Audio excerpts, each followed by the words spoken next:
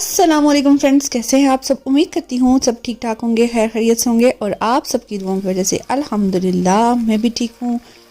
आज हम लोगों ने वापस जाना है, मतलब चकवाल वापस जाना है। अभी हम लोग थे मामू की तरफ ही शॉपिंग के बाद।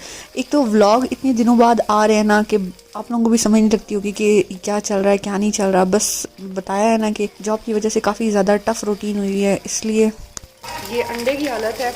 अब मैं आपको कबाब दिखाती हूँ। छड़ भुज गए। आज मैं ना नाश्ता बना रही हूँ खुद, इसलिए ये मुकद्दस के काम है। कुछ जॉब की वजह से भी टफ रूटीन चल रही है, इसलिए भी व्लॉग आना कम हो गए हैं। और कुछ जो है ना बस घर में टेंशन्स और परेशानियां चल रही हैं। अम्मी की तबीयत काफ़ी ज़्यादा ख़राब रहती है। बस आप लोग उनके लिए बहुत ज़्यादा सारी दुआएं करिएगा। और इस वजह से भी मतलब जो है ना, जब मेंटली आपको सुकून ना हो तो आप नहीं कर